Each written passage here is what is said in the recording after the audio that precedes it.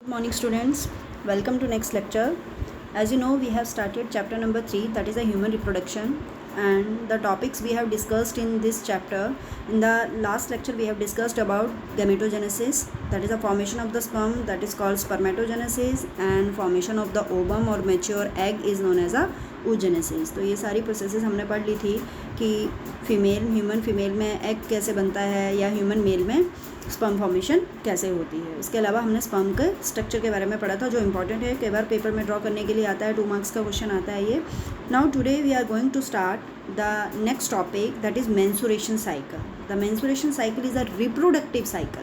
ये human female में ही ये फीमेल प्राइमेट्स में होती है और this is the indicative of healthy reproductive life in female. So that's why it is also known as a reproductive cycle of the female. अब next है कि जो फीमेल प्राइमेट्स हैं उनमें मेंस्ट्रुएशन साइकिल होती है और नॉन प्राइमेट्स में मेंस्ट्रुएशन साइकिल नहीं होती है. तो ये प्राइमेट्स और नॉन प्राइमेट्स क्या होते हैं, 11th में आपने इसके बारे में पढ़ा है, एक बार रिवीजन कर लेते हैं. प्राइमेट्स मैमल ऑर्डर में आते हैं और जो मैमिलिया क्लास है उसमें आते हैं और इनके कैरेक्टरिस्टिक फीचर्स क्या हैं, इनका लार्ज ब्रेन होगा, कॉम्प्लेक्स बिहेवियर होगा, इनके जो है ये 2 फीट्स पर चलने वाले होंगे और अपने हैंड्स का यूज़ करेंगे for the capturing, for the grasping anything. Human, apes, monkey, chimpanzee, gorilla, lemur, baboon और गेंटम, ये कुछ एक एग्जाम्पल है मैमिलिया क्लास के जो प्राइमेट्स हैं. इसके अलावा एनी अदर एनिमल जो प्राइमेट नहीं है, जिसमें ये कैरेक्टरिस्टिक नहीं है, जैसे large brain, usages of hand, complex behaviour, ऐसे कैरेक्टरिस्टिक नहीं है, उनको हम नॉन प्राइमेट्स कहते हैं. जैसे फॉर एग्जांपल बर्ड्स आ गए, लिजर्ड्स हो गया, फिश हो गया, ये सारे नॉन प्राइमेट्स हैं. तो प्राइमेट फीमेल प्राइमेट्स में ही सिर्फ मेंस्ट्रुएशन साइकिल होती है, नॉन प्राइमेट में मेंस्ट्रुएशन साइकिल नहीं होती है. मेंस्ट्रुएशन साइकिल जो है जो स्टार्ट होती है फीमेल में वो प्यूबर्टी स्टेज में होती है और प्यूबर्टी स्टेज के बारे में आप पढ़ चुके हैं कि that is a 10 to 12 year होता है गर्ल्स में. और जब गर्ल फीमेल जो है ह्यूमन की बात करें तो ह्यूमन फीमेल जब प्यूबर्टी स्टेज में पहुंचती है तो उसकी मेंस्ट्रुएशन साइकिल स्टार्ट हो जाती है. फर्स्ट टाइम जब प्यूबर्टी में मेंस्ट्रुएशन साइकिल स्टार्ट होती है, बिगिन होती है, that is known as a menarche. और मेंस्ट्रुएशन साइकिल का जो it is known as a cycle और इसका जो पीरियड है that is known as a 28 to 29 days. क्योंकि हम बार बार कह रहे हैं कि इट इज़ अ साइकिल, तो ये 28 to 29 डेज़ के बाद फिर से स्टार्ट हो जाती है. तो इसका जो पूरा पीरियड है that is a 28 to 29 days. Average है ये, एवरेज किसी में 26 डेज़ का भी हो सकता है फीमेल में, किसी में 32 डेज़ का भी हो सकता है, लेकिन ये एवरेज 28 to 29 डेज़ हम मानते हैं. जो मेंस्ट्रुएशन साइकिल है, जब फर्स्ट डे जब इसका स्टार्ट हुआ उससे लेके जब नेक्स्ट मेंस्ट्रुएशन साइकिल स्टार्ट होगी नेक्स्ट मंथ 28 या 29 डेज़ के बाद, तो उस पूरे पीरियड को जो first day of menstruation cycle से लेके 28 डे तक जो मेंस्ट्रुएशन साइकिल का पीरियड रहा, जो बीच में इवेंट्स रहे, that is known as a menstruation cycle. For example किसी भी मंथ के फर्स्ट को अगर ह्यूमन फीमेल में मेंस्ट्रुएशन साइकिल स्टार्ट हुई है तो नेक्स्ट मेंस्ट्रुएशन साइकिल स्टार्ट कब होगी, उसी मंथ के 28 या 29 डेट को. तो ये जो बीच में जितने भी डेज़ आए, 28 डेज़ आए, 29 डेज़ आए, उसको पूरे को मेंस्ट्रुएशन साइकिल कहते हैं. That are the events that are known as a menstruation cycle. Then one ovum is released during the middle of menstruation cycle. Menstruation cycle के मिडल जब होता है, क्योंकि हमने पढ़ा कि 1 to 28 डेज़ का ये साइकिल होता है, अगर हम रफली मान लें तो बीच जो इसका मिडल हुआ वो कब हुआ, 14 डे. जब 14th डे आएगा उस मेंस्ट्रुएशन साइकिल का तो उस टाइम पे ओवुलेशन होगी, ह्यूमन फीमेल की बॉडी से एग रिलीज होगा and that process is known as a ovulation. जो मेंस्ट्रुएशन साइकिल है उसके मेजर इवेंट्स क्या हैं वो 1 by 1 हम डिस्कस करेंगे. अब जो मेंस्ट्रुअल साइकिल है उसको अगर हम फेजेस में डिवाइड करें तो उसकी 4 फेजेस बनती हैं. सबसे पहले है मेंस्ट्रुअल फेज जो डे 1 है. जैसे किसी भी मंथ का मान लो डे फर्स्ट है, उस डे फर्स्ट से किसी की फीमेल की मेंस्ट्रुएशन साइकिल स्टार्ट हुई है, तो जो डे 1 है that is known as a menstrual phase day 1. उसमें यूट्रस के अंदर जो है वो इम्प्लांटेशन जो है यूट्रल लाइनिंग की जो है एंडोमेट्रियम की है, एंडोमेट्रियम जिसको यूट्रस लाइनिंग कहते हैं, उसकी शेडिंग ऑफ होती है। वो टूट के जो है along with the blood vessel जो है वो बॉडी से बाहर आना शुरू हो जाती है और ये फेज़ जो है वो 3 to 5 डेज़ की रहती है। और इस फेज़ को ब्लीडिंग फेज़ भी कहा जाता है क्योंकि इसमें ब्लड के साथ जो यूट्रस की इंटरनल लाइनिंग एंडोमेट्रियम प्लस सम रप्चर्ड ब्लड वेसल्स, ये सारा मटेरियल ब्लड के साथ वेजाइना के थ्रू ह्यूमन की फीमेल की बॉडी से बाहर आता है और ये 3 to 5 डेज़ तक जो है वो फ्लूइड आता रहता है। तो इसलिए इसको मेंस्ट्रुअल फेज़, मेंसेस फेज़ या ब्लीडिंग फेज़ कहते हैं।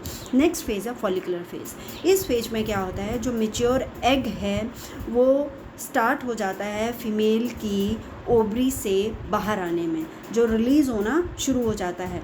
So you can say that कि फॉलिकुलर फेज़ में जो एग फीमेल की ओवरी के अंदर है वो प्रिपेयर हो जाता है, अपने आप को प्रिपेयर करता है कि वो ओवरी से रिलीज़ हो जाएगा। तो प्राइमरी फॉलिकल से secondary follicle, tertiary follicle, mature graafian follicle, ये सारी स्टेजेस जो है वो फॉलिकुलर फेज़ में होती हैं। साथ के साथ जो इसी फेज़ में जो फीमेल की यूट्रस है वो दोबारा से रेडी होना शुरू हो जाती है कि अगर एग आया और वो फर्टिलाइज हो गया तो बेबी के डेवलपमेंट के लिए यूट्रस में चेंजेस होना शुरू हो जाते हैं आफ्टर 3 to 5 डेज़, जब मेंसेस जो है वो स्टॉप हो जाती है, जब ब्लीडिंग स्टॉप हो जाती है तो उसके बाद फॉलिकुलर स्टेज शुरू होती है जिसमें ओवरी के अंदर जो है प्राइमरी फॉलिकल या फिर जो इमेच्योर एग है वो मैच्योर एग की फॉर्म में डेवलप होना शुरू हो जाता है।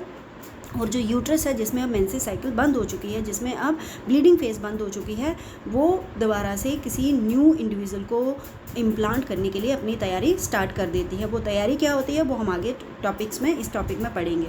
नेक्स्ट फेज़ है, थर्ड फेज़ है मेंस्ट्रुएशन साइकिल की ओवुलेटरी फेज़। ये सबसे मिडल में आती है। जैसे फर्स्ट डे को स्टार्ट हुई तो 14th डे को जो है 14th ऑफ दैट मंथ जो है वो ओवुलेटरी फेज़ होगी, जिसमें एग जो है एक मेच्योर एग जो है वो ओवरी से रिलीज़ हो जाएगा।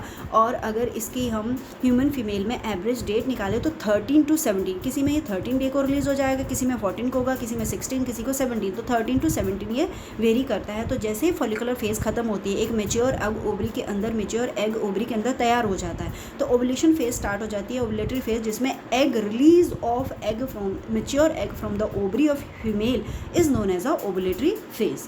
देन नेक्स्ट है ल्यूटेल फेज़। इस फेज में क्या होता है कि अगर तो फर्टिलाइजेशन हो गई फीमेल की बॉडी में तो कॉर्पस ल्यूटियम जो है, जो खाली ग्राफिकन फॉलिकल बची, मैच्योर ग्राफिकन फॉलिकल जिसने एग रिलीज़ कर दिया, वो बदल जाती है कॉर्पस ल्यूटियम में।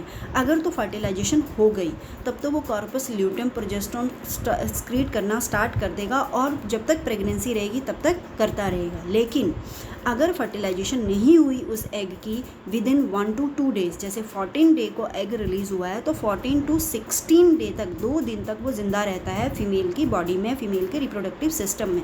अगर 2 डेज़ के अंदर जो है वो फर्टिलाइजेशन हो गई तब तो कॉर्पस ल्यूटियम प्रोजेस्टेरोन कंटिन्यू रहेगा स्क्रीट करना, और अगर फर्टिलाइजेशन नहीं हुई तो कॉर्पस ल्यूटियम जो है प्रोजेस्टेरोन स्क्रीट करना बंद कर देगा और धीरे धीरे डीजनरेट हो जाएगा और वो एग भी फीमेल की बॉडी के अंदर ही मर जाएगा या डिज़ोल्व हो जाएगा और फिर से मेंस्ट्रुअल साइकिल स्टार्ट हो जाएगी।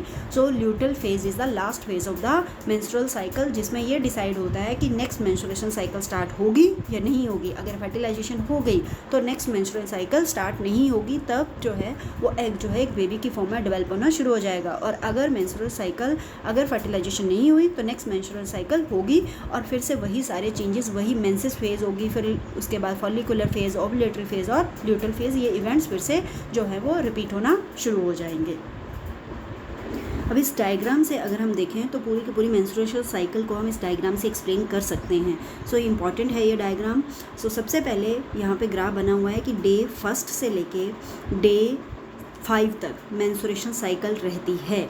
सो इसमें इन्होंने मेंसेस लिखा हुआ है और इसमें क्या होता है कि जो फीमेल की यूट्रस की सबसे अंदर वाली वॉल आपने पढ़ा था उसका नाम था एंडोमेट्रियम। वो एंडोमेट्रियम प्लस कुछ ब्लड वेसल्स प्लस जो एग फर्टिलाइज नहीं हो पाया, ये सारा मटेरियल जो है वो ब्लड के साथ जो है वो बॉडी से, फीमेल की बॉडी से बाहर आता है फ्लूइड की फॉर्म में, जिसको मेंस्ट्रुअल डिस्चार्ज या मेंस्ट्रुअल फ्लूइड कहते हैं। ब्लड के साथ क्यों आता है? क्योंकि एंडोमेट्रियम वॉल जो है वो रप्चर होती है। जब एंडोमेट्रियम वॉल रप्चर होगी तो उसके नीचे जो ब्लड वेसल्स है वो भी रप्चर्स होंगी, तो इसलिए इसलिए एंडोमेट्रियम जो है वो एक तरह के यू कैन से दैट कि स्किन की तरह होती है। यूट्रस की सबसे अंदर वाली स्किन है, उसके छोटे छोटे पीसेस प्लस ब्लड प्लस जो है वो जो एग डिजोल्व हुआ है, ये सारा मटेरियल जो है वो मेंसेस फ्लूइड की फॉर्म में बॉडी से बाहर आता है। ये चला रहता है 1 to 5 डेज़ के बाद। 5 डेज़ ख़त्म होने के बाद जैसे ही मेंस्ट्रुअल फ्लूइड स्टॉप हो जाता है बॉडी से एक्सक्रीट होना, तो फॉलिकुलर फेज स्टार्ट हो जाती है। तो यू कैन से दैट कि फॉलिकुलर फेज जो है वो 6 डे से स्टार्ट हो गई है। सो 6 डे के लेके 15 to 16 या फिर मैक्सिमम 17 डे तक फॉलिकुलर फेज़ रहती है, और उसके बीच में फॉलिकुलर फेज़ जो है वो 13 डेज तक रहती है। और उसके बाद कौन सी स्टेज शुरू हो जाती है, that is a ovulatory phase. 4 phases पढ़ी हमने, menstruation, follicular, ovulatory phase, luteal phase. Ovulatory phase को यहाँ मेंशन नहीं किया हुआ, यहाँ ऊपर जाके लिखा हुआ है ओवुलेशन। सो नेक्स्ट 6 डे से लेके मान लो 13 डे तक क्या स्टार्ट हो गई है, फॉलिकुलर फेज। इसमें क्या होगा, दोबारा से फिर जो है वो एंडोमेट्रियम जो है वो रीजनरेट होना शुरू हो जाएगा। आप देख रहे हैं कि 5th डे पर उसका जो साइज़ है बहुत कम हो गया, लेकिन अब दोबारा से 13 डे तक उसका साइज़ बढ़ रहा है, फिर से वो रीजनरेट होना शुरू हो जाएगी। एक चेंजेस ये हुआ। दूसरा चेंज क्या हुआ कि जो फीमेल की बॉडी में प्राइमरी फॉलिकल थे वो अब डेवलप होना शुरू हो गए। मेंस्ट्रुअल साइकिल या मेंस्ट्रुअल फ्लूइड जैसे ही स्टार्ट होता है या मेंस्ट्रुएशन जैसे ही स्टार्ट होती है, ब्लीडिंग स्टार्ट होती है, साथ के साथ ही फॉलिकल में चेंजेस भी होना शुरू हो जाते हैं। सो जो प्राइमरी फॉलिकल थी वो सेकेंडरी, टर्शरी, फिर उसके बाद मैच्योर ग्राफिकन फॉलिकल में कन्वर्ट हो जाती है। और ये सारा किस में होता है, फॉलिकुलर फेज़ में। फॉलिकुलर फेज़ जब कंप्लीट होती है 13th डे पर, तो एक मैच्योर ग्राफिकन फॉलिकल बिल्कुल रेडी होती है, जैसे आप डायग्राम में देख रहे हैं।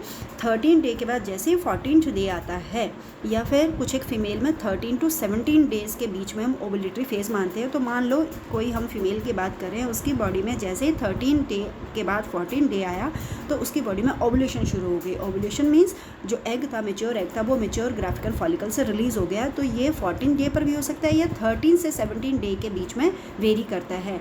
लेकिन साथ के साथ यूट्रस की जो अंदर वाली लाइनिंग है उसमें क्या चेंजेस होते जा रहे हैं कि वो और ज़्यादा ग्रो करती जा रही है। ये साथ के साथ चला हुआ है। फॉलिकुलर फेज़ में भी वो ग्रो कर रही थी, ओवुलेशन फेज़ में भी वो ग्रो कर रही है, और ल्यूटल फेज़ में जाके अब उसमें जो है वो ग्रोथ कम हो जाएगी, वो आगे हम पढ़ेंगे। सो फर्स्ट से लेके 5th तक मेंस्ट्रुएशन फेज़, 5th से लेके you can say that 13th day तक जो है वो फॉलिकुलर फेज़, जिसमें मैच्योर ग्राफिकन फॉलिकल तैयार हो जाती है। 13 to 17 डे तक ओवुलेटरी फेज़, जिसमें एक मैच्योर एग जो है वो ग्राफिकल फॉलिकल से रिलीज़ हो जाता है।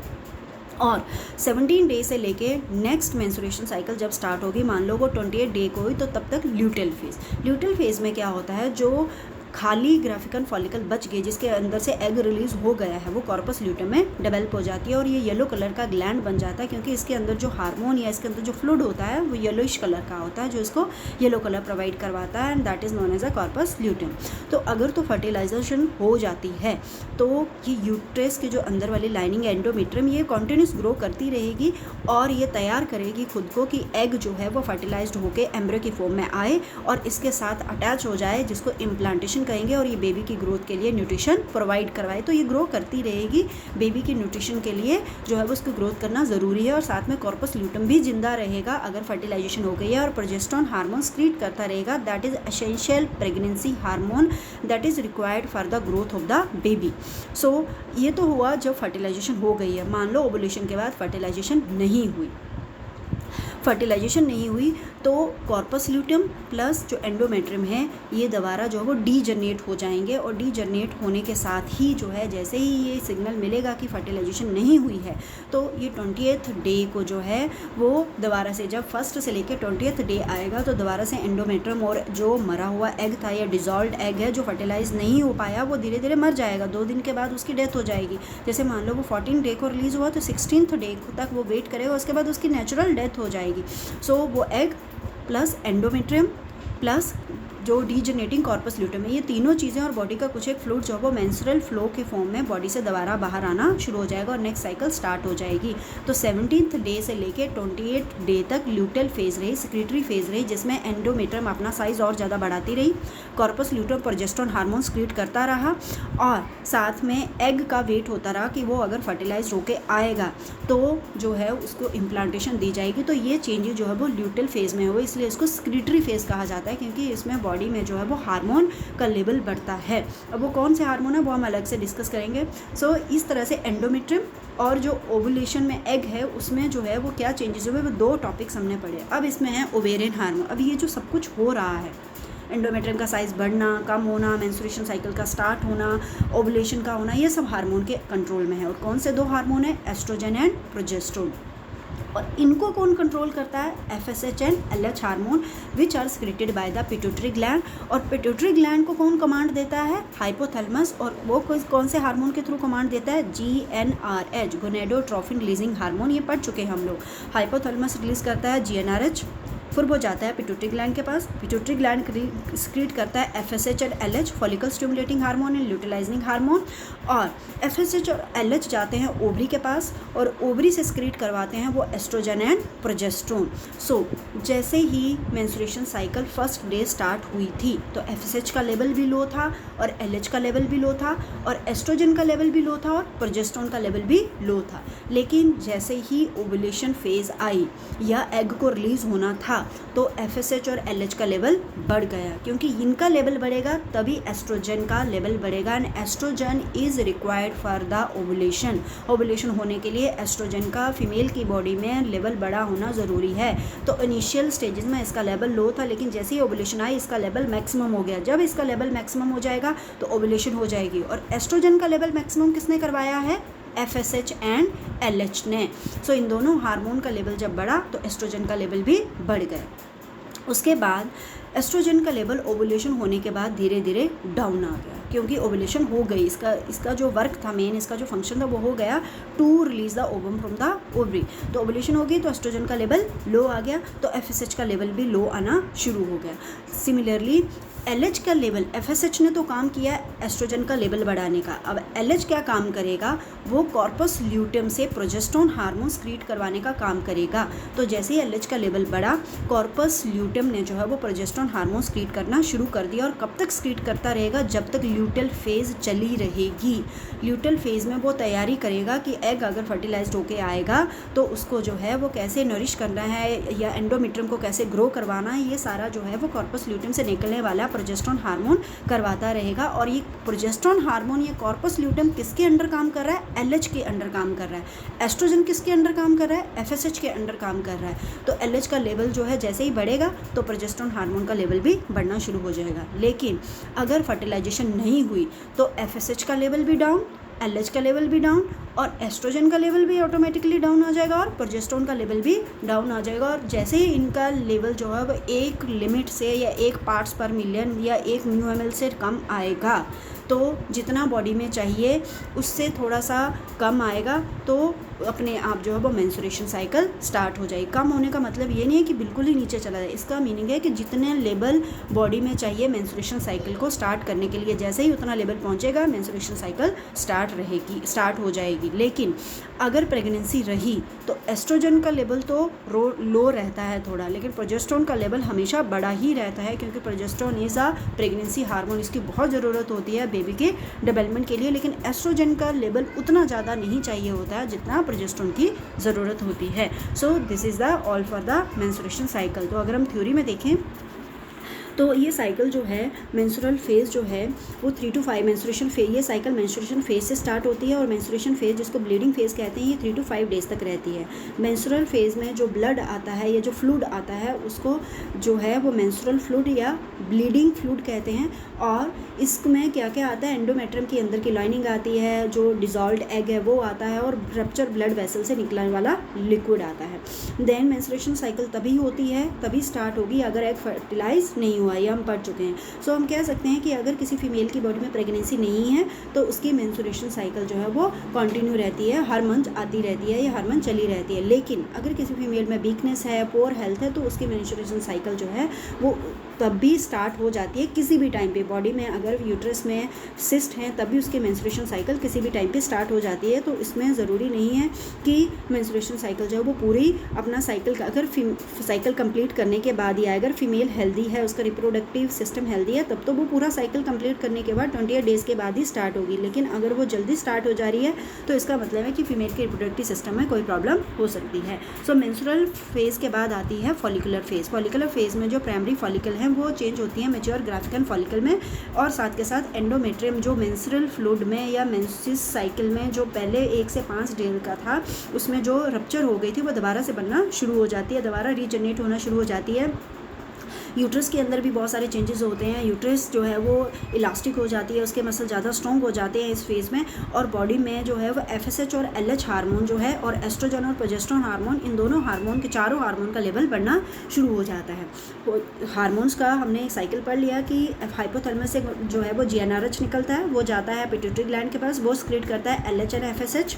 LH एंड FSH का लेवल धीरे धीरे बढ़ना शुरू हो जाता है फॉलिकुलर फेज़ में। फॉलिकुलर फेज़ में जैसे ही इनका लेवल बढ़ना शुरू हो जाता है, फॉलिकल को स्टिमुलेशन मिल जाती है कि वो जो है वो अपनी डेवलपमेंट स्टार्ट करने under the influence of oestrogen, क्योंकि जो एस्ट्रोजन है वो फॉलिकल की डेवलपमेंट के लिए ज़रूरी है। तो आप देख रहे हैं जैसे ही FSH और LH का लेवल जो है जब मेंस्ट्रुअल फेज़ थी तो कम था, धीरे धीरे इसका लेवल बढ़ना शुरू हुआ।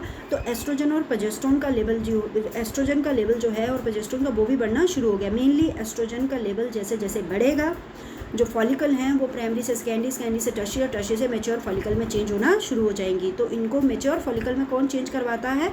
एस्ट्रोजन।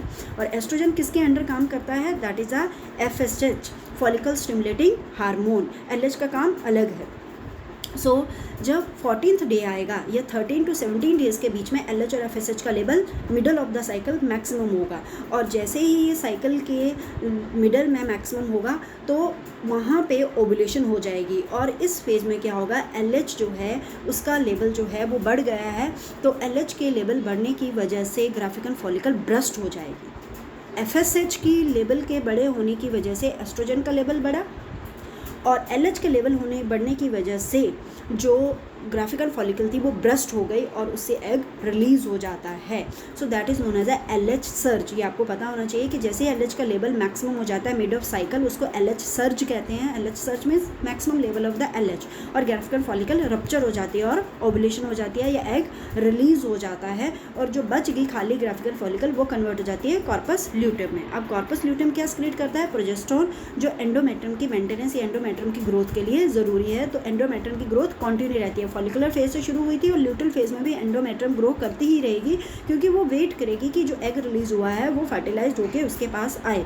अगर तो वो फर्टिलाइज्ड हो गया एग तब तो वो एंडोमेट्रियम जो है वो और ज़्यादा थिक होगी, उसके लिए तैयारी करेगी बेबी के डेवलपमेंट के लिए। लेकिन फर्टिलाइज नहीं हुआ तो वो एंडोमेट्रियम जो है वो शेड ऑफ होना शुरू हो जाएगी, कॉर्पस ल्यूटम भी मर जाएगा, प्रोजेस्टेरोन सिक्रीशन बंद हो जाएगी और धीरे धीरे LH और FSH का लेवल भी लो हो जाएगा अगर फर्टिलाइजेशन नहीं हुई है। फर्टिलाइजेशन हो गई तो पिट्यूटरी ग्लैंड को सिग्नल मिल जाएगा कि फर्टिलाइजेशन हो गई है और FSH स्प्लिट करते रहें, जिससे एस्ट्रोजन और प्रोजेस्टेरोन का लेवल भी बढ़ा हुआ रहे। अगर फर्टिलाइजेशन नहीं हुई तो उल्टा हो जाएगा, FSH और LH का लेवल लो और एस्ट्रोजन और प्रोजेस्टेरोन का लेवल भी लो चला जाएगा और नेक्स्ट साइकिल स्टार्ट हो जाएगी, that is a menstruation cycle, जिसमें एंडोमेट्रियम दोबारा टूटना शुरू हो जाएगी और जो है वो जो again with the dissolved egg and some fluid of the body, that is a blood vessel जो रप्चर उनके साथ जो है वो ब्लीडिंग साइकिल दोबारा स्टार्ट हो जाएगी।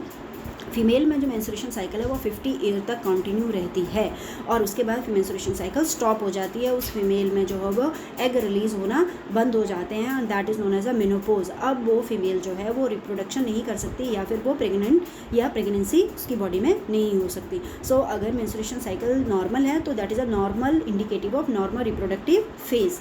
सो मेंस्ट्रुएशन साइकिल अगर नॉर्मल रहती है तो इसका मतलब फीमेल का रिप्रोडक्टिव सिस्टम नॉर्मल काम कर रहा है। उसके बाद नेक्स्ट क्या है, जो फीमेल की बॉडी में है मेंस्ट्रुएशन साइकिल में फीमेल की बॉडी में कोई एग बना नहीं है। फीमेल की बॉडी में एग जब वो फीटल स्टेज में थी तभी बन गए थे। यहाँ पे मेंस्ट्रुएशन साइकिल में, हर एक मेंस्ट्रुएशन साइकिल में एक साइकिल में एक एग मेच्योर होता है। आइदर एक बार लेफ्ट ओवरी से होगा तो नेक्स्ट टाइम राइट ओवरी से एक एग मेच्योर होके रिलीज़ होगा। तो फीमेल जब प्यूबर्टी स्टेज में पहुंचती है तो जो ऑलरेडी उसकी ओवरी के अंदर 60 से 80 हज़ार एग्स हैं, हर एक ओवरी के अंदर 60 से 80 हज़ार होते हैं, वो मेच्योर होके 1 बाय 1 जो है वो हर एक मंथ या हर एक 28 डेज़ के बाद रिलीज़, 28 डेज़ की साइकिल के बाद दोबारा तैयार होके रिलीज़ होते हैं। कोई नए एग बनते नहीं हैं, ये बात आपने ध्यान रखनी है। So this is is all for the menstruation cycle. अगर आपको कोई डाउट है तो आप बता सकते हैं। आपने ये ग्राफ जो है या ये जो चार्ट बना हुआ है इसको अच्छे से अंडरस्टैंड करना है, तो अपने आप मेंस्ट्रुएशन साइकिल का आपके बारे में आप लिख सकते हैं। पॉइंट्स फॉर्म में लिखना है, जैसे आपको बताया गया कि इसके 4 फेजेस हैं, तो इन फेजेस में आपने थ्योरी को एक्सप्लेन करना है, प्लस ये डायग्राम देनी है। मैं इस लेक्चर के साथ एक लिंक प्रोवाइड करवाऊंगी एनिमेशन का, तो जो मेंस्ट्रुएशन साइकिल को एनिमेटेड फॉर्म में आपको बताएगा, जिससे आप इसको बेटर अंडरस्टैंड कर पाएंगे। So this is all for today. Next topic में हम फर्टिलाइजेशन एंड इम्प्लांटेशन के बारे में पढ़ेंगे, तो इसके बारे में थोड़ा सा डिटेल आपने जो है वो इसको ओवरव्यू करना है। So this is all for today. Have a good day. Thank you.